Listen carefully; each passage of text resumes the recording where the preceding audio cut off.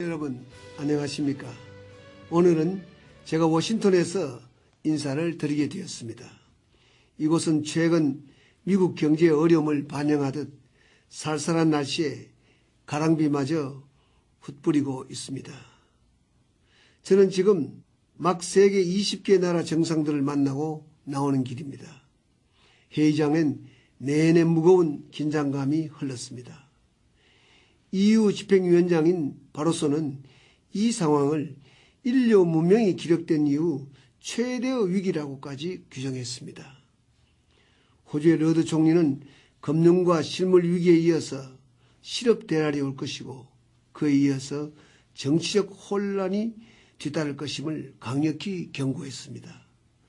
특히 실업률이 올라갈 때에는 엘리베이터처럼 빠르고 내려갈 때는 에스컬레이터처럼 느리기 때문에 이 문제 해결에 세계가 발벗고 나서야 한다고 역설했습니다. 저는 고심하고 또 고심하게서 마련한 우리의 해법을 제시했습니다. 특별히 금융위기를 빌미로 세계가 보호무역주의로 나아가서는 안 된다고 저는 힘주어 강조했습니다. 이에 대해서는 100% 동의가 이루어졌습니다. 또 신흥경제국에 외화 유동성 공급을 확대하자는 주장은 선진국과 신흥국 양쪽 모두로부터 박수를 받았습니다.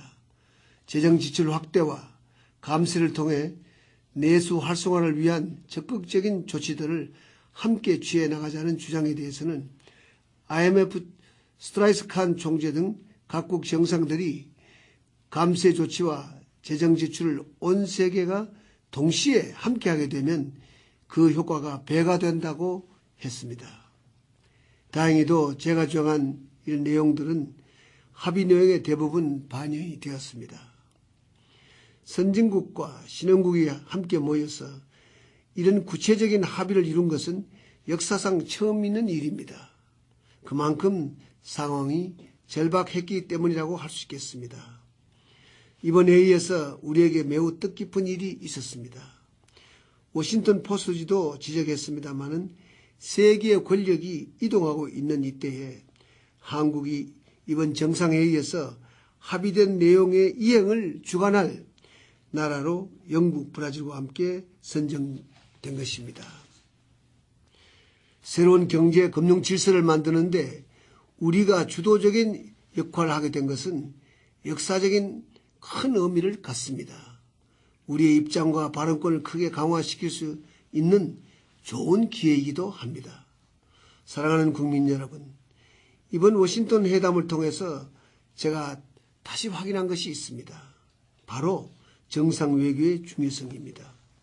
이번 세계 정상회의에 참석하기 위한 각국의 물밑 경쟁은 정말 치열했습니다. 행여 소외될까 갖은 노력을 다해 참석하려는 정상들을 보면서 또 때를 가르지 않고 지구촌 곳곳을 돌면서 한 사람이라도 더 만나려고 분주하게 움직이는 정상들을 보면서 우리가 지금 치열한 외교 경쟁의 시대에 살고 있음을 절감하고 있습니다. 이를 보면서 저 또한 마음을 다잡게 됩니다. 사실 한국은 선진국과 신흥국, 서구와 아시아 사이에서 중요한 역할을 할 수 있는 몇 안 되는 나라 가운데 하나입니다. 영국의 브라운 총리도 한국 등을 직접 거론하면서 신흥국들의 역할을 강조했습니다.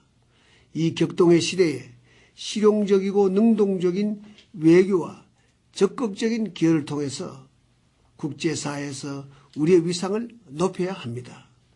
저는 대통령으로서 한순간도 방심하지 않고 그 역할을 충실하게 수행하겠습니다. 사랑하는 국민 여러분, 숲에서 길이 잘 보이지 않을 때는 높은 곳을 찾아 시야를 넓게 가져야 합니다. 우리가 처한 어려움의 실체를 알려면 우리 안의 시각으로만 볼 것이 아니라 우리 밖에서 세계의 눈으로 우리 자신을 바라볼 필요가 있습니다.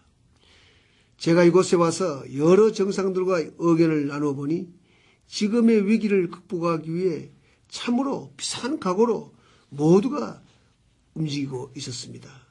한 정상에게 정부가 취하는 위기 대책들에 대해서 국내 내부에서의 반대는 없냐고 묻자 오히려 의아한 표정을 제게 지었습니다. 모두가 공감하는 심각한 위기 상황에 어떻게 한가롭게 여와 야, 노와 사, 보수와 진보의 구별이 있을 수 있느냐는 것이었습니다. 일본은 위기 극복을 위해 총선까지 연기했습니다. 미국은 의회와 행정부가 또 하나가 되었습니다. 퇴임을 앞둔 부시 대통령은 이번 회의에서 합의된 것은 강력하고 유능한 오바마 후임 대통령에 의해서 그대로 이행될 것이라고 못 박았습니다. 현 정부와 차기 정부의 협력은 매우 긴밀하게 된 것을 알게 되었습니다.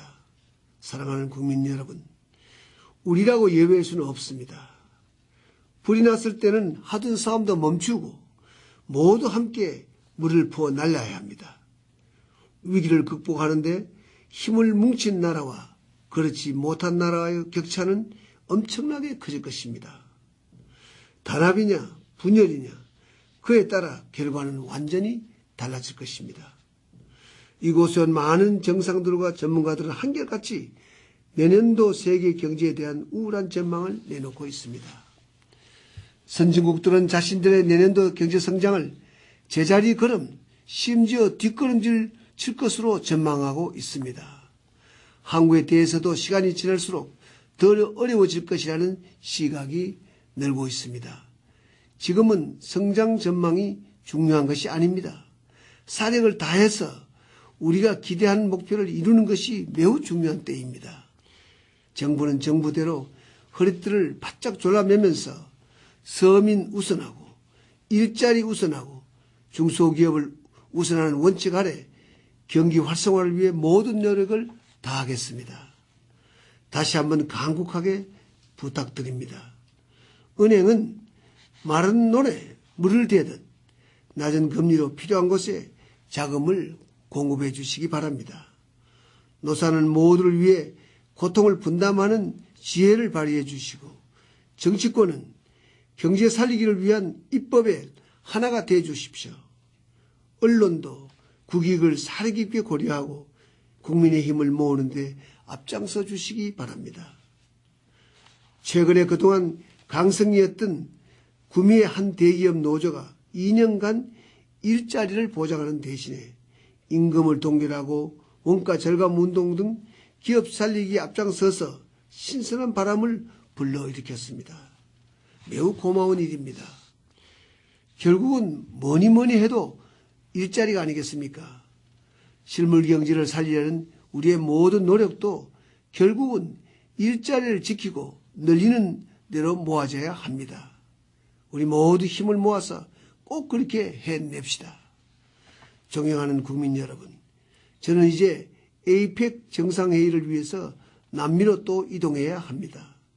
아마 여러분이 이 라디오 연설을 들으시는 동안 저는 상파울로로 향하는 비행기 안에 있을 것 같습니다.